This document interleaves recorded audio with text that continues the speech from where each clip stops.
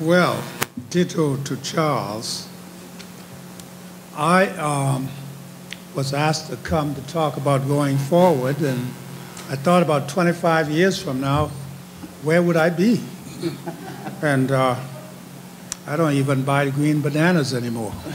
So the thing. Dana and I met quite a bit.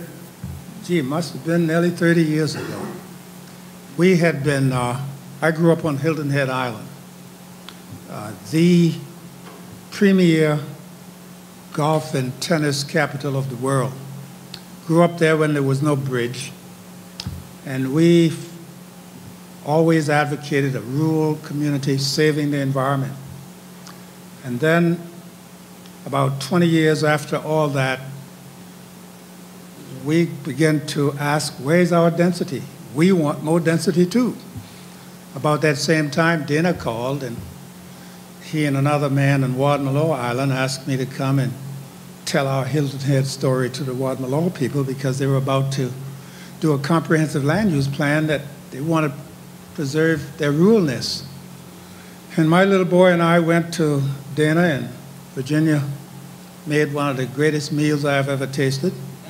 Nice collard greens, fresh out of their gardens. And Dana, you remember that.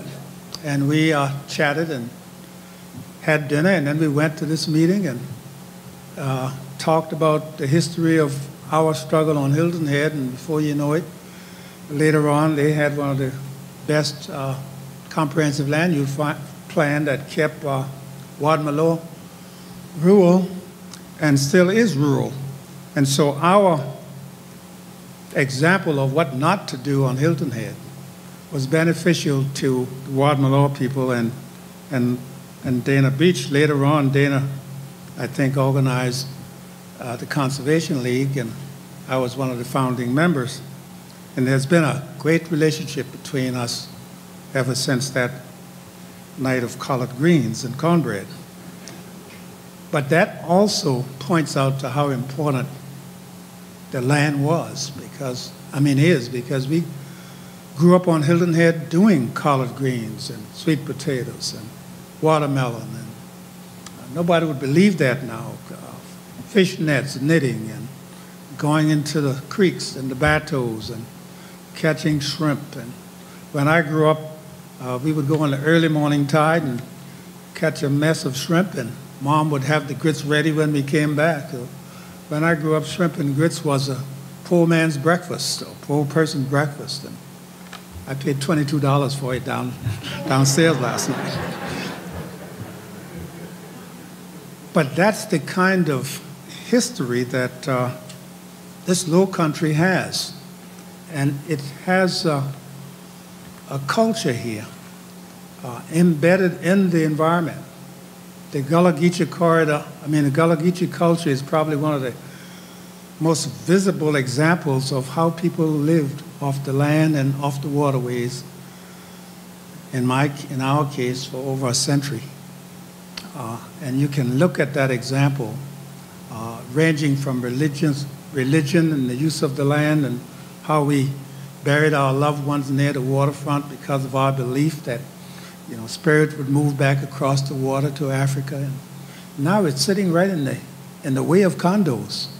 And because those cemeteries are there, no condos can be built on those maybe 25 acres on Hilton Head. But up and down the coast, that's the way it is. Or the family compound, where people are living in proximity to one another, maintaining the family land that was acquired over a century ago.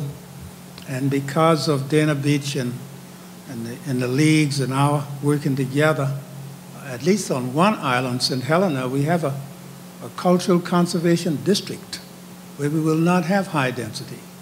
And it's all because of what we did together. I think we can go forward with a number of things. We don't have examples of how we lived in many instances, because we've moved into the modern era. The marsh tacky that we once used for farming and riding is now a state horse.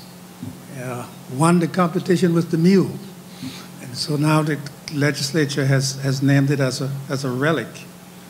Sandy Island once was poised for being developed, and because of the coalition that was formed, we saved that island. And it's a wonderful video called Saving Sandy Island.